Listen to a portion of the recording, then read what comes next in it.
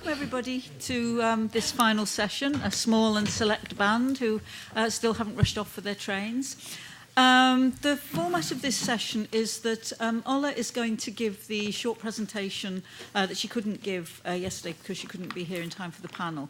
And we'll have a few questions addressed to that.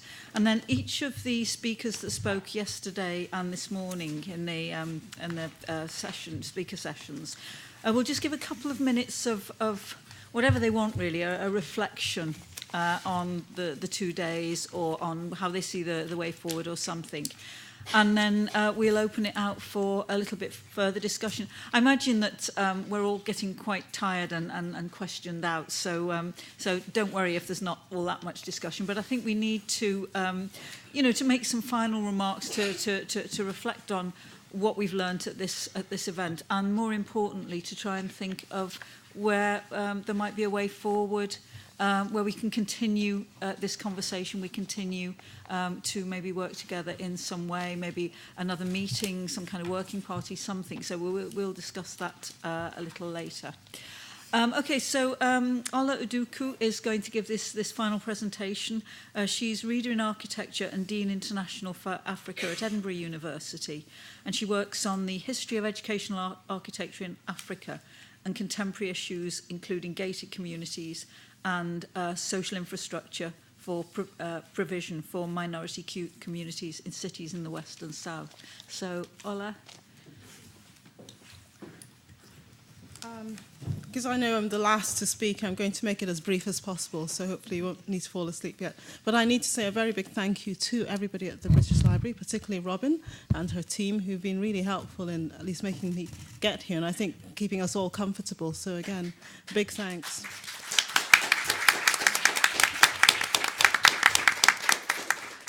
So, just for context, I think I'm a bit of an interloper, although I am genuinely interested in the future of the academic book. I'm an architect by training and I guess an academic by profession. But it's an interesting coalition because, as has been explained, my actual interest is in the buildings that really hold educational activity, mainly school buildings, but libraries also come into that remit. And for those who know the history of particularly West Africa, the idea about the library was actually critical to the educational development projects, because the idea was that mass education for all, especially those in primary and secondary school, but outreach was going to be done a lot by these libraries that were going to go out to the communities and so on. So both in Ghana, Kwame Nkrumah, and in Nigeria, the various regions all invested quite a lot in public libraries. So it's not that far away from, I think, the idea about the book being out there, maybe not the academic book as we understand it, or in this conference. What I'm going to do, which I don't normally do, is to read through, and it's a very short piece, so it shouldn't really take too long. I only have 1 or 2 photographs because I had problems downloading and so on, but I think it's an interesting insight. So it's coming from a slightly tangential viewpoint. Academic books in Africa, despite being in production for at least half a century, are now a rare sight to behold in the country's tertiary institutions. Locally authored books are even harder to find. As a frequent traveller to West Africa over the past 5 years and writer on school design in Africa, African schools, higher institutions and libraries, I have often encountered and studied the buildings which hold these repositories of knowledge.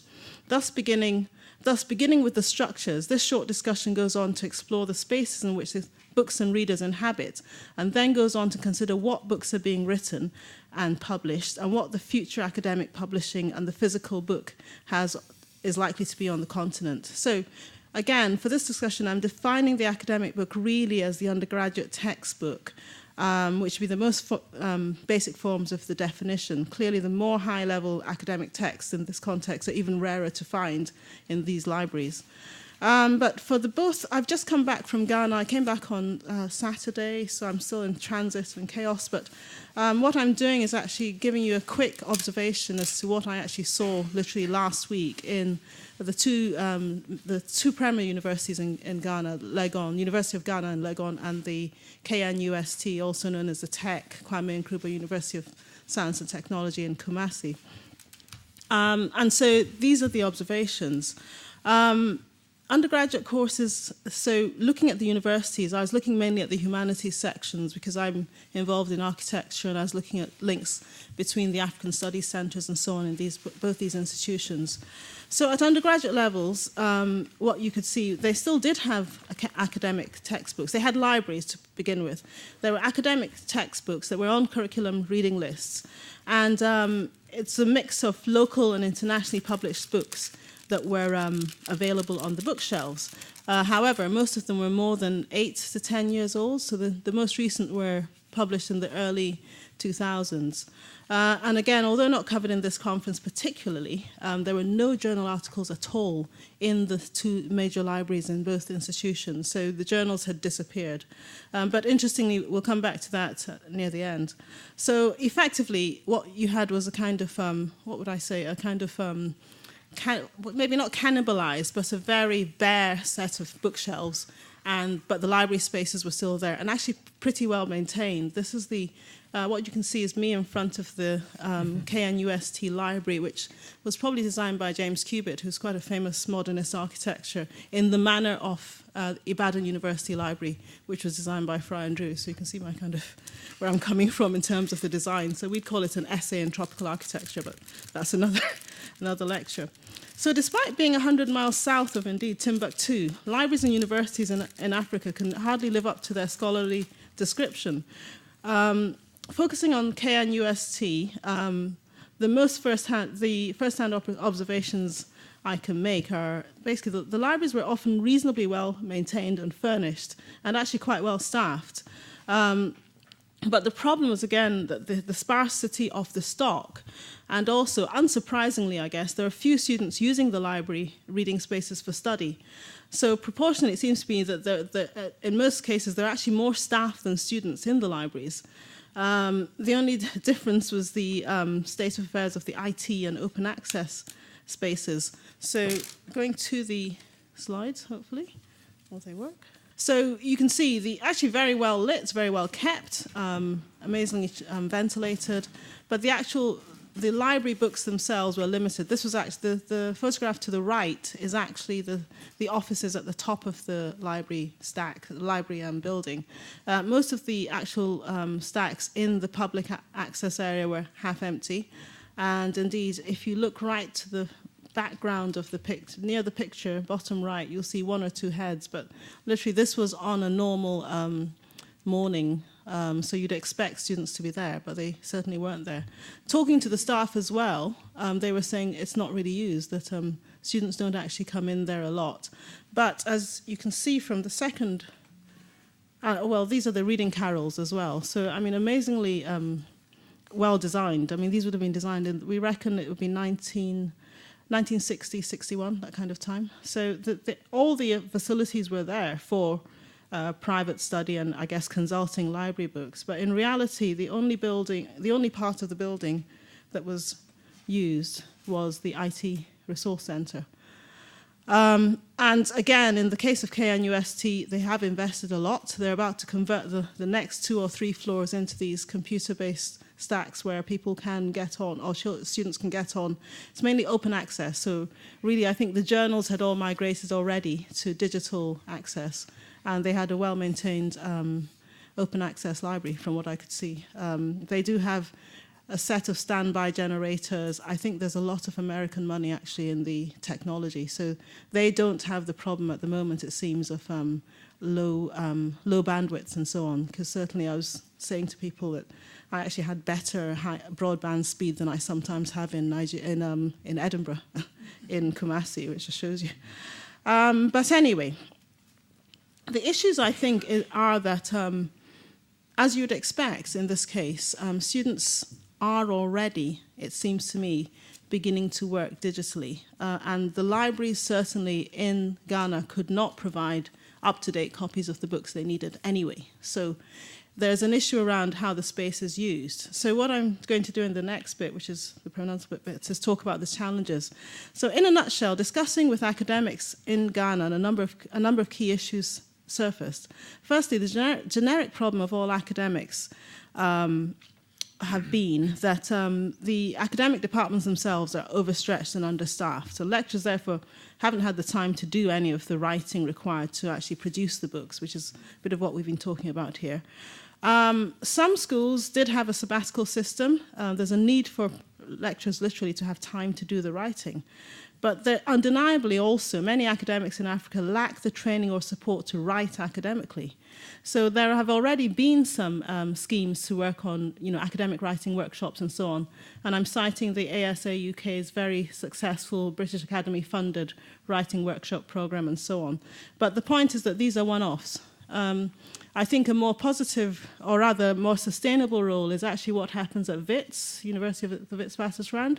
They have a writing centre, and you're able to either as a staff member or student member go basically have a consultation, and they have writing workshops and so on and so forth. But the need to have proper academic writing in place as almost a kind of probably CPD, continuing professional development program for a lot of local staff, particularly in African universities, is absolutely critical. Because otherwise the debates we had yesterday about, where is the publishing coming from and who's doing the writing will continue. Because to be able to write, you need the time, but you also need to have those abilities to do so. And indeed, as my colleague said in the last process as well, I'd say even copy editing and so on. So the whole idea about writing and publishing in a lot of Africa, particularly West Africa, which I know quite well, is something that needs to be addressed in a more formal manner. But then also, I think there's a need to probably look at partnerships. So again, whether it's partnerships with other presses in the West or whatever, just so that one gets going into the whole academic publishing sphere is very important. But I think the key thing in terms of how the books are going to be used, I think what I was trying to do again in this short talk was to say, I've looked a lot at pedagogy at primary and secondary school level. The idea about the classroom is very much under contestation now. We now talk about the learning space and children doing effectively peer-based learning. So the idea about either the teacher talking or just or your information coming from a textbook is being contested. I would say even more so at university level, certainly teaching in the UK with all the PGT courses, postgraduate courses in education and so on, the idea is to actually have much more both peer-to-peer learning, but allowing students and so on collect the resources they need, even at undergraduate level. So what does this mean? It means that probably the idea about the academic textbook, as we have thought about it over time, is about to change anyway. But there will still be key texts that are required. What I think I'm seeing, or what this picture shows, is the beginnings of a response to that, and the knowledge that the idea that a university like Ghana will ever have probably, or universities in Ghana will ever have probably the resources, the storage to have series of physical textbooks are now becoming, I think, a thing of the past. They are already moving to the digital. There's a problem with the digital because obviously you need the power, the facilities, and so on, at least if you're going to deliver it the way that picture shows. I would say that this is already obsolete, which is interesting because obviously they're very proud to show me this. But in real terms, I think what's going to happen is that it's going to be much more in smaller amount packages of information. So the idea about the chapter, I was saying we all need to start thinking about ourselves as being Charles Dickens. If you remember, Charles Dickens serialized his major works for in those days it was for publication in a newspaper. But generally, the broadband speeds in the parts of Africa that do have broadband or very good GPS technology are such that they can actually download some amount of information, and certainly, amounts for chapters and so on of books. So I could see that being a model where probably you'd have open access at university libraries like this, but instead of them being populated by these really outdated computer screen hardware, it would be space for people to bring in their own devices. So it's the BYOD model. And I can say that also because as an architect, so looking at the architecture school, actually I saw more students with computers and laptops than I did in the UK again. So there is, I guess, already a middle-class student population going through a lot of schools who will at least have a laptop, but most of them will also have the equivalent of a Samsung or a cheaper mobile device that can actually deal with whatever it is, 10, 12, 20 pages quite easily. So for my money's worth, I think that's what's going to happen. But from an architectural perspective, then it says, I think the question is, what do we do with our buildings? But I think, again, this is where we're looking more at the model where it's the space and the infrastructure as opposed to the hardware, which in the old days would have been the books. I think what's going to be critical is to make sure that the spaces where learning takes place are properly serviced to allow this activity to take place. Because I fully appreciate that not every student in a university in Africa can afford all the, if you like, the bells and whistles of modern technology, but every university campus, instead of actually investing in, I would say, computer hardware, should be investing much more in the infrastructure required for staff and students to be able to access this information through various means. And again, we can't underestimate the influence of people like Google and so on, who've actually been doing a lot of work digitizing libraries and so on in certainly places like Nigeria and so on. So there has been, if you like, goodwill towards open access, which we talked about, but I think it's the issue about how that open access is actually consumed. So I sort of conclude by saying that actually, again, in a kind of developmental model, if one did have these situations, then the university itself could be seen as both providing these spaces, but also being oftentimes a hub for learning for others. So particularly the campus universities in somewhere like in the case of KNUST in Kumasi, or the equivalent would be possibly Zaria and indeed in Nsukka. Universities that are campuses, they could actually become the repositories for open access knowledge for more than just the, if you like, student community. By actually having these facilities, these are actually able to be used across communities that live nearby or close to the university. So the idea about, again, back to what I said at the beginning, the library being an outreach model for academic books and indeed other books and material that have both a learning and probably developmental purpose for communities and audiences within the university and nearby in their sense of activity and reach. And I think I'll stop there.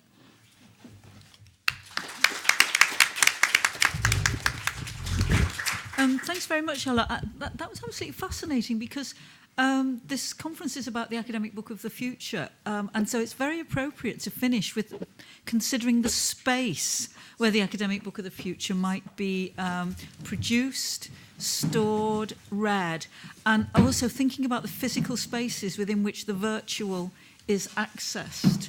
And these conjunctions between physical and virtual always fascinate me anyway. So we'll take some questions for Ola, and then we'll go on to our general points from the rest of the panellists. What that model of the future, what the university might look like, implies for poorer students that couldn't afford their own laptop and take it in, because if there isn't, that means that divide becomes, you get a kind of a digital elite. What happens to the rest of the students that don't have access to that? I think that's what I was sort of saying. I think the majority of the space would be left for the digital elite, but there would still be books, but a much limited version of the actual hard copy of the books. And certainly the universities, I don't think, are going to ditch the idea about buying computers anytime soon. So there would always be, it would be the equivalent of a reference section, which is what we still have at actually Edinburgh University. So not everybody has to download. But the idea about investing large amounts of capital, I think, on particularly hard drive computers, desktop computers, I think is probably already slightly misinformed. It's back to this thing about donor fatigue. A lot of these instruments, or the computers, are not necessarily up to date anyway. So the idea would be that there would always be the reserve collection and so on. But again, the idea about downloading chapters as opposed to a whole book means that it's already, statistically, most, I think after, is it India? Africa has one of the largest penetrations of phones already. And they're not just these ordinary point phones. So I know already that, or at least on paper, most of the students will have a phone. They might not have the full laptop. And that would be the idea about having smaller packets of information being available. But certainly there would always still be some hardware for students who are totally hard up and so on. But that's different from investing. At the moment, I think Kumasi was going to invest 4 floors of this. So, I mean, there's probably some donor money involved, but you have to ask, well, for how long is it going to? Pagnini. Thank you. That was really interesting, and it actually reminds me of a conversation that I had with the gentleman who runs the Institute of Making in London. I've forgotten what his name is. But basically, we had a debate, and given what I've just been saying, it probably seems a bit paradoxical. But he was suggesting that all the libraries in Britain should be turned into maker labs, and to kind of repurpose the library space because no one really uses it. So, you know, what point is there? Anyway, and there was obviously a lot of reaction from the audience, not least because it is one of the places where Britain, which actually has shockingly bad internet access in many areas, where a lot of people came to look up information about jobs and apply for jobs online, because I think it's like 90% of jobs in Britain are advertised online, and if you don't have access, then you can't access that. But the argument that I had with him was more about the serendipity of browsing books.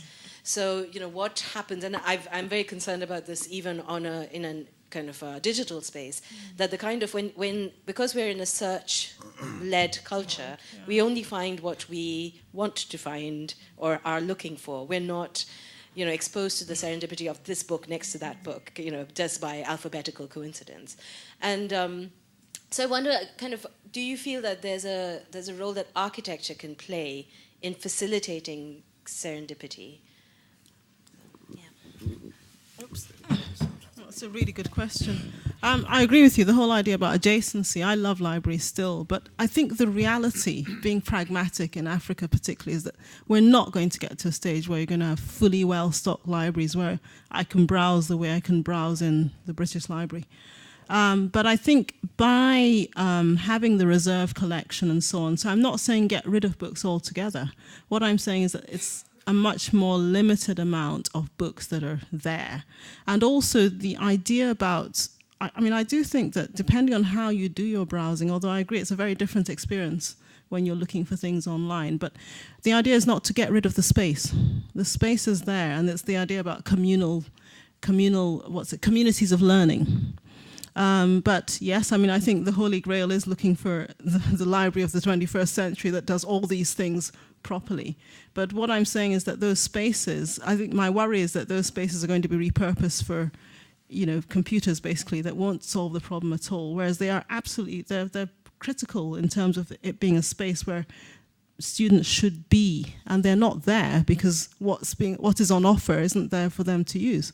So the space is absolutely crucial. How we design the space is something that, well, there's going to be psychology and other things, but yes, I don't think anybody has been able to crack the nut as to how you can replicate the experience of browsing physically and browsing digitally. It's normally a combination of the two. But again, special collections and so on are possible. But the idea, I mean, I took my start as the academic textbook, which I guess, again, is probably in my past history. You'd go to the library, you'd look for your academic textbook, and as you say, there might be other books around there that would be the same. The academic textbook in Africa is difficult to find, that's what I'm saying, in its current format anyway. So we'd have to do something.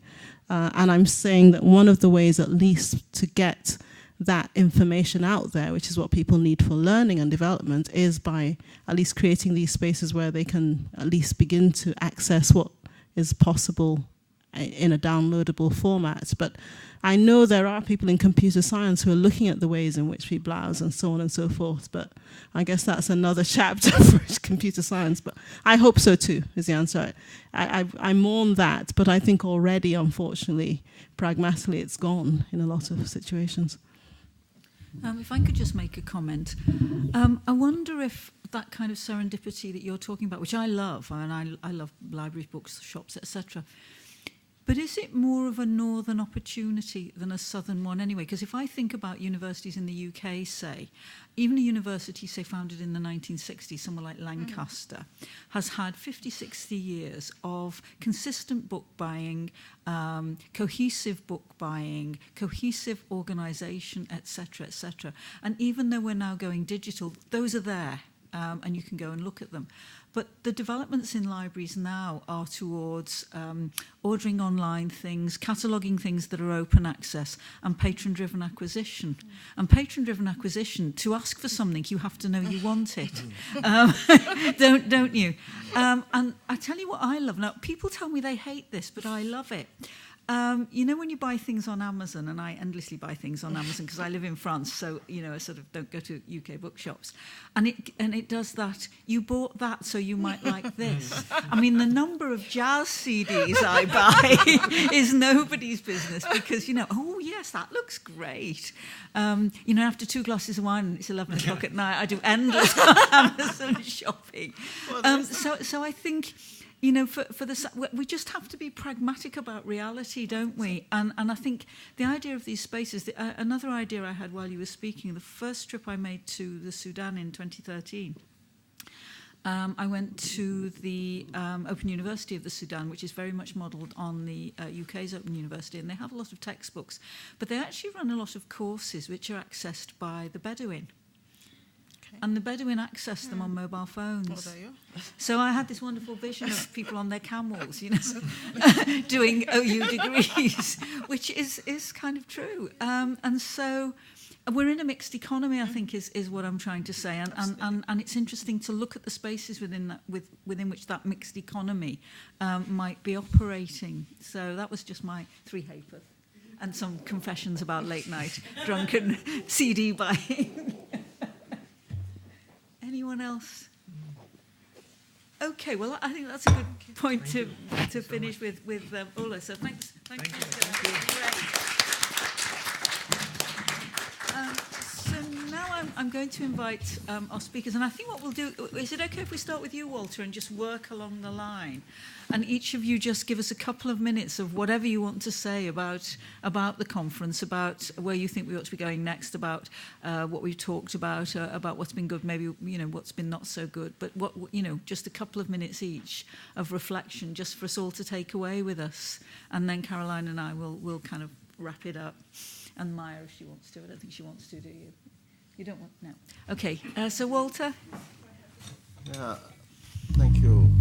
The first thing, of course, to say really how wonderful it's been. And I'm not one who says things I don't mean. I really mean it's been wonderful. And for many reasons, one of which always meeting people with new ideas, exciting ideas, and people you can connect with in the future because they have made an impression on you, because what they said was important. I can say for sure I'll follow up on Timbuktu. You know. That's one. Number 2, again, for me it was interesting because what I said about trying to see how northern publishers and southern publishers can find ways to work together, because they must, otherwise the pirates will be the only ones doing this work, and it will be distorted, will distort economies, it won't help the publishing industry to develop, and certainly it will just continue to build this kind of acrimony between the North and South in these circles, and I think it's healthy. I was asked by somebody to try and give an idea of how this could work, and I started immediately by first trying to see if I were selling rights, if I was a northern publisher and selling rights, what would I want? I would say, first of all, is that, am I selling any books in this market? No. So whatever I pick up from that market is additional. So if a publisher came to me and said, I want to do this book, I would say, okay, do it. What would be the best for you? How would you do it? What price do you think would be affordable in your area? And how can I facilitate? But I wouldn't say, well, you better give me an advance of £5,000 and then, you know, tell me how much, and blah, blah, blah. And then say, look, if you want to, you can't use my PDF, you have to pay for that. You can't use my cover, you have to pay for that. All these type of things that's already paid for anyway, I think I would cede. So, but I think it would be interesting to look at now, maybe seriously, to how to find negotiating spaces to make this possible. And then I would also say to the publishers out here doing academic books and say, why are you stuck on printing your books in the UK and in America when you could print them elsewhere, cheaper, just as beautiful, even more beautiful, and therefore make your books more affordable, even for your own markets. But obviously it seems that this so-called model is for making profit, simply. So I'll do 200 books and I'll sell each £200. I'll make my money. Well, surely, why don't you go and sell whiskey? Maybe make more money. If your object is making money, you don't really have to do it with books. Well, these are kind of discussions I found, and I think I take it's very nice to have this possibility also to actually work out the mechanics and dynamics of how these cooperative ideas can be put to work. So I thank everybody really who contributed, and I know I'll follow up on some other contacts. The copy editing from India, where's my friend there? I'll look you up because I want to work on this kind of connections are very useful. So thank you very much for that. Thank you, Walter. Yeah, just to echo Walter's comments and compliments. Thank you so much for inviting me. I think this was fantastic, extremely well organized, and a lot of food for thought. So thank you, Marilyn, Carolyn, Robin, everybody. And of course, meeting great colleagues, new colleagues. I think we really need to push further the comparative discussion between areas of the South. Yet again, we're meeting in London or New York or Paris. Not bad, but but look, we're going to have to push this discussion further. We're just scratching at the surface, and there are areas of connection and comparison across the South that we have to pursue. What was great about this event was bringing us together, and it was comparative and it was interdisciplinary, so that I brought in manuscripts and Sukanta brought in Tagore's materials, and we will end up in cybersphere. And I think there's a way in which we can build up a sort of more integrated, interconnected view. It's no longer there's the manuscript world, and then there's the world of the book, and then there's the world of cybersphere. We can now revolutionize the way people use manuscripts and just reinvigorate that. I mean, I would even add epigraphy so we can go from epigraphy through manuscripts, through the printed book.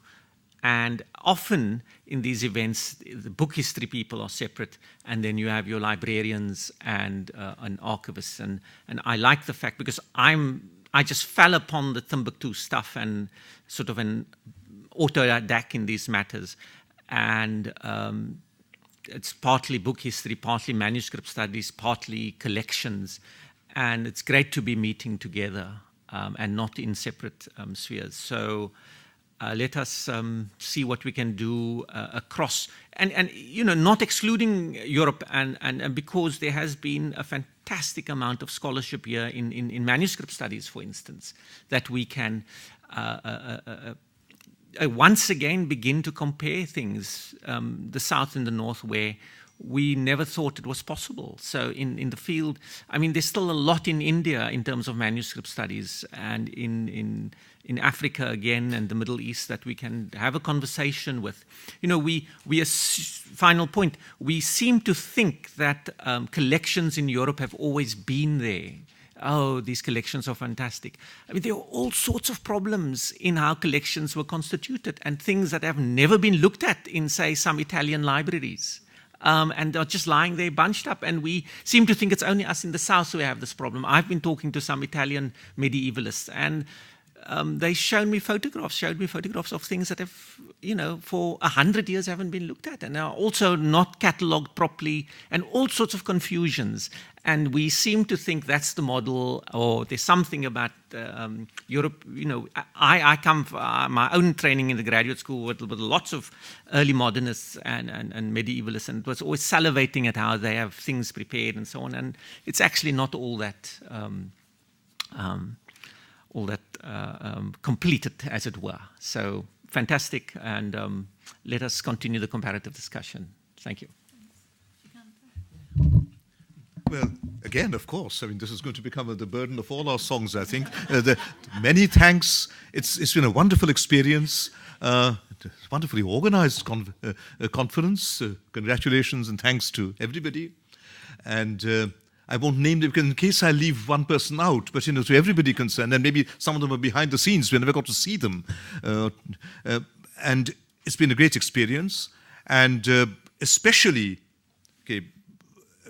while we certainly hope that the sort of north to south contact will continue, and in particular that the British Library will continue to be, a great exchange and meeting place of ideas as well as knowledge, it always has been. But at the same time, this has opened up possibilities of south to south contact, which I very sincerely hope we can carry forward. Otherwise, really, this conference will not have served its true purpose, I think. There are the three things that occurred to me. First of all, I think it came out in many presentations. One of the chief kind of conclusions to emerge, I think, from the conference, is that we cannot talk about the academic book in the South in isolation. The production of the academic book is the last stage in a long process whose earlier stages are yet largely undone, left to do in the global South. The archiving, going beyond the archiving to the locating, to the conservation of the physical resources, then the digital archiving, the metadata creation. So you have to think of this entire body of activity as one integrated program. So from a slightly different perspective, I would echo what Shamil has just said. That is, I think, something very important.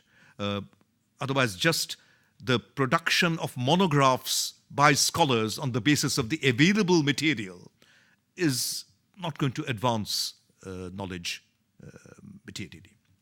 And it will, but only a fraction of what could have happened.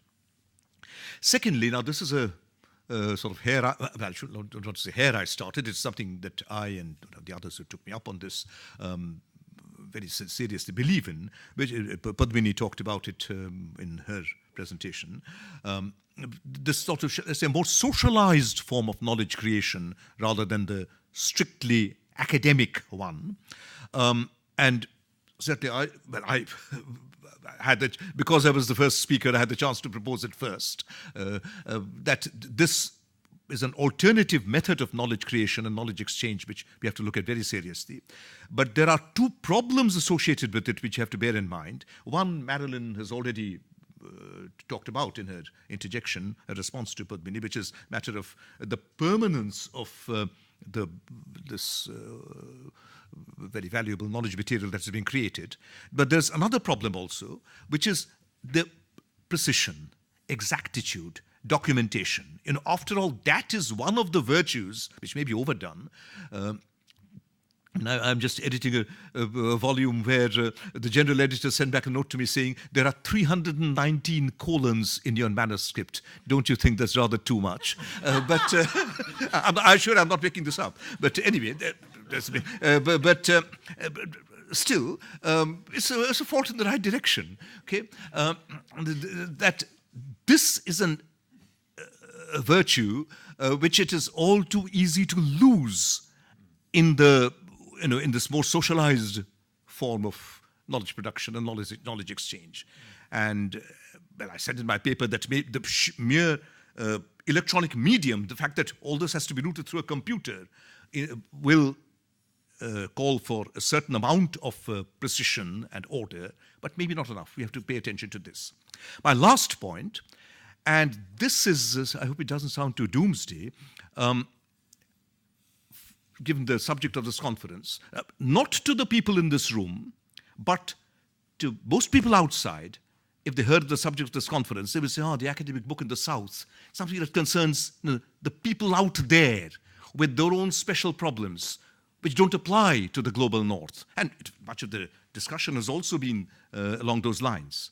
But I would ask, especially those of you who belong to the global North, to just carry away with ideas for you, that as with global warming, the problems we are facing today in the global South might extend tomorrow to the global North, because the plain fact of the matter is that there is very serious reason to be worried that the academic monograph and the academic journal are being priced out of the reach of all institutions everywhere. I mean, one of the most eloquent advocates of this position is Robert Darnton. He's the librarian of Harvard University, the wealthiest university in the world. But they are feeling the pinch. So I think the whole world, North as well as South, North even more than the South in some ways, has to think about this question of the costing of academic activity. Okay. Sorry. Thank you. Okay. Again, I will add my voice to the melody of thanks. Well, I have 2 points to add to my colleagues. First one, that again, I should insist in the social condition of knowledge production, academic knowledge production, to say that until now, we measure, whenever we talk about measuring research, we measure only publication and, in fact, only publication in referee international journals. I think the temporality of the books is very different from temporality of articles. I mean, at EUB, in the Arab world, the most important historian, Hanna Batatu, he died a few years ago. He spent 10 years without publishing anything, and he ended up with the 7-volume about the history of Iraq, is considered as the master reference. And of course, always we make fun at American University of Beirut that Hanna Batatu would not have been promoted because he.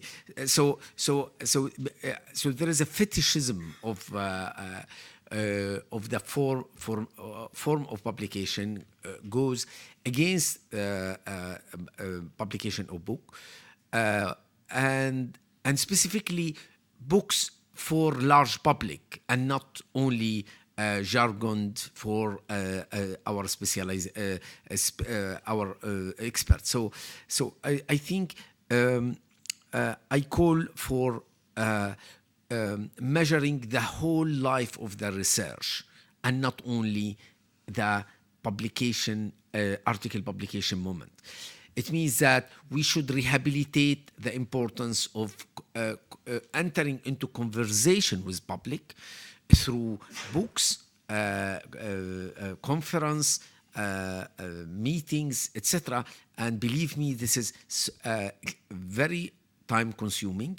And of course, the dissemination, the policy moment, the dissemination to policymaker.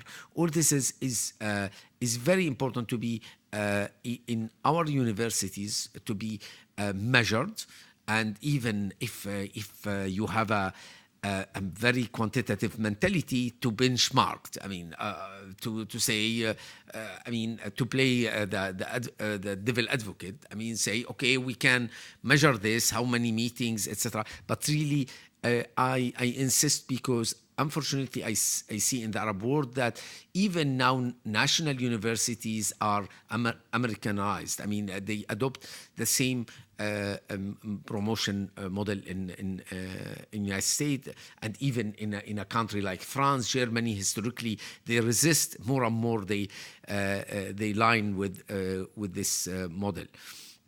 The second point I would like to raise to say. I mean, we never say sufficiently how much civil society organization more and more producing knowledge. So, look, I work on Syria, for instance. Syria is a country, it's only you can get nowadays information from Human Rights Watch. It's no access for any researcher there. I can multiply this many examples. I just read an article about South Africa and the role of civil society organization in the issue of AIDS, not only to advocate, to set a certain agenda, but in producing knowledge extremely important for AIDS reduction and prevention. So I think we should extend our thinking how to think to help civil society organization to transform their report into books. And I think really we need to not to patronize them and say we know better than you, but I mean to enter into discussion, because also there is an issue of peers. I mean, who is the gatekeeper of civil society organization when they produce? I mean, again, so this is something we should think together and help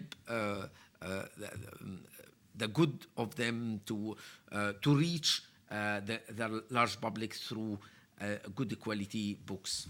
Okay, I stop here. Great. That's great. Thanks.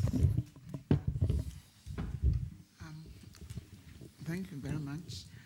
I would also add my voice to all the thanks that have been given, and I'd like to thank all of you and also the organizers for bringing me here and making me participate in this wonderful discussion.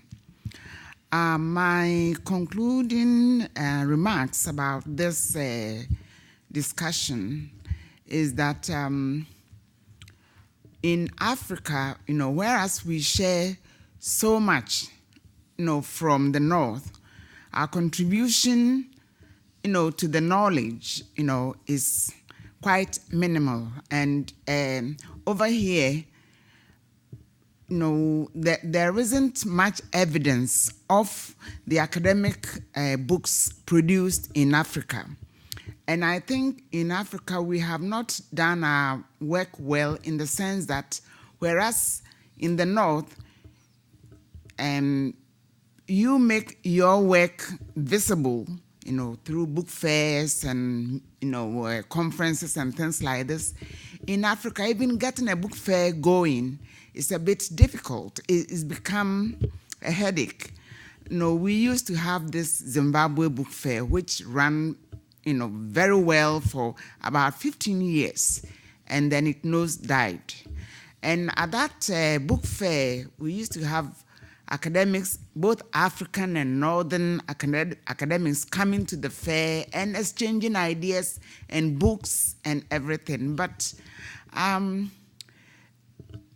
right now, that fair is virtually dead. And it's an onus on the Africans, particularly, and their partners to work out to bring either bring back the fair or create another one which would also showcase what Africa has to contribute towards academic books or towards knowledge.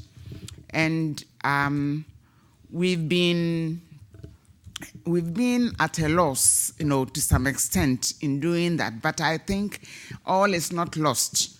We should be able to put our act together and bring back the fair, because this dissemination of academic books, particularly in Africa, is difficult, and publishers are not particularly keen on doing academic books. And if there's no way of disseminating those books, then people are not going to publish them at all, or they wouldn't even make the effort. So my remark is that since the North has been supporting us, in previous years in getting this book fair going, probably they would come to our aid again and help us put the fair back so that, our publishers and academics could meet and showcase what they also have to contribute to knowledge, both in the South and in the North. Thank you very much. Thanks, Akos. That's a very interesting final point. I'm just going to ask if Padmini or Abhijit want to make any final... We didn't invite you up because you were up here earlier, and also it's a bit crowded at the table. But if you had any final points you wanted to... I mean, you don't have to. I'm just being inclusive. Otherwise, I'll hand it out for questions. Yeah, okay, that's fine. Questions? Oh, okay. Thanks very much. Yes, I think I just wanted to kind of ask, going forward, maybe slightly on a practical note, really, how do we work together in such a way that we can learn from each other in terms of, where I'm concerned, obviously, kind of developing digital resources, and kind of how do we kind of share these learnings and carry them forward? Because I think with conferences, there's always a bit of the vaporware problem, right? Where we have this lovely time and then we don't really continue conversations. And I, personally speaking, I'd be really interested to know whether elsewhere in the global South we have whether this kind of idea of a literary culture that's or just cultural understandings that spread outside academia, how that kind of perpetuates and circulates. And I think there might be something fruitful there about kind of looking at other forms of knowledge sharing that aren't necessarily, kind of processed through a gatekeeping procedure. So yes, that's great. So it's kind of a request more than anything else. No, okay. Have we got any questions? I think people are fairly exhausted, really. Yeah, Ola.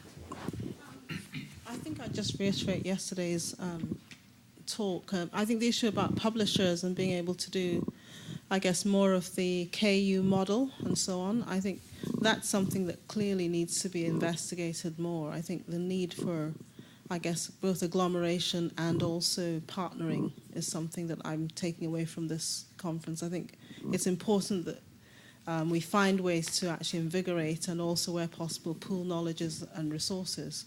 And, again, reiterating the idea about how we deal with the digital, because I think it's coming, whether we like it or not. There's a... Ian. It's a comment. Thank you. I worked nowhere else in my life except in this library. And I'm interested that this meeting is held here in the National Library and not in the place I now work in, the Senate House of the University of London. And I'm just wondering the difference between a library, an archival library, and a university. The element of archive is, I think, a very fundamental one. And our French colleagues have developed this idea of the archive. This is Michel Foucault and others. Isn't archives an entity that's really fundamental human importance? And without an archive and an archival system, it's a great difference, and for the worse. Or we've developed from the worst to the better. In other words, the role of the National Library here, the British Library, and elsewhere is institutionally a great importance indeed, and a lot, if I may say so, depends on my colleagues now running this place and running a conference such as this. Yeah, thanks, Ian. That's a good point. So here. She's left. I think what's quite crucial is commonality, so standards, for example, and documentation. And with standards, I don't mean any particular standards, but the awareness of the need for standard as a standard, so that to realize that we all have the same difficulties to face on all these levels, whether north or south. I very much agree with you. We do have these difficulties, but only with the introduction and the agreement that we've made, we have actually come a step further.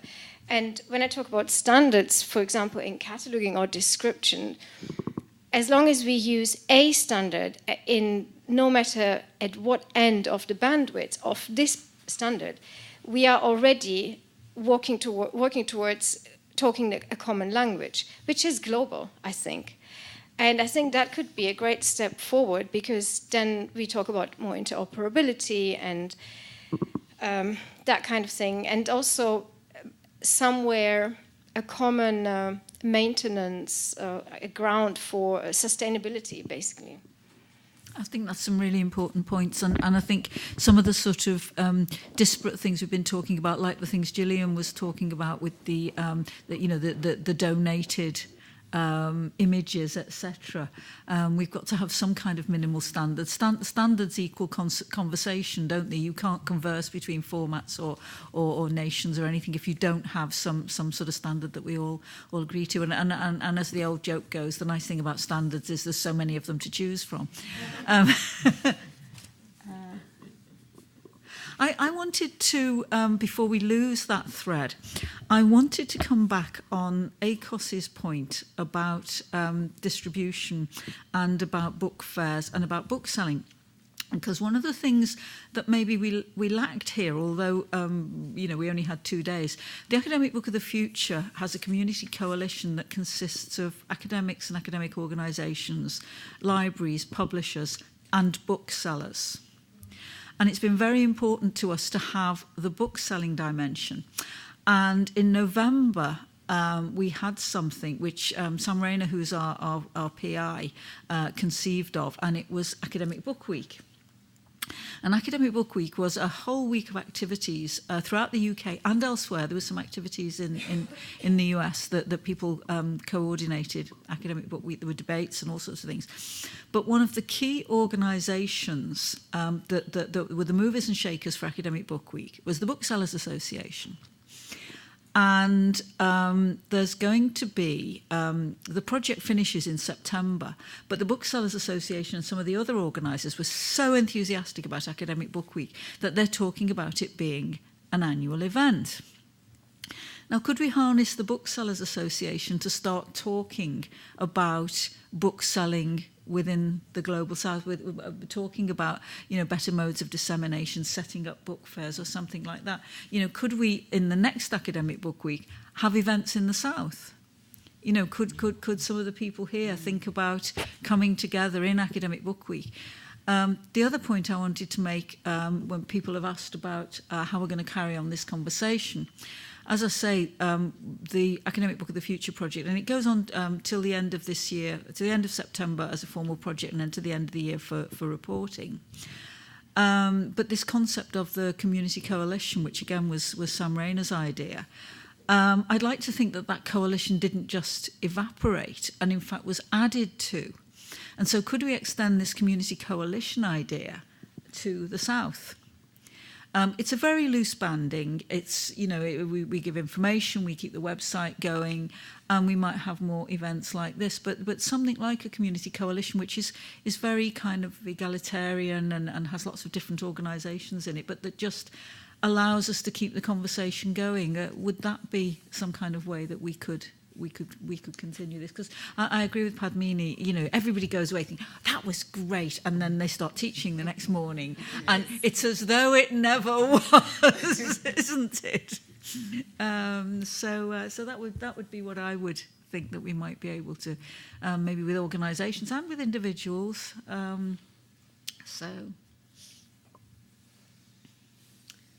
Any other questions, comments?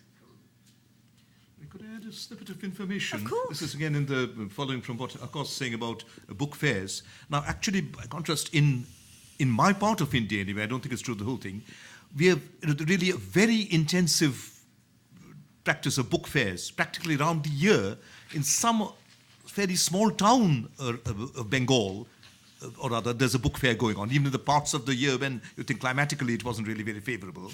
And this is, there are many small publishers, maybe consisting of one or two people, who travel around these fairs, going back to the old days of the book peddler, in a sense, and they sell almost exclusively through these fairs.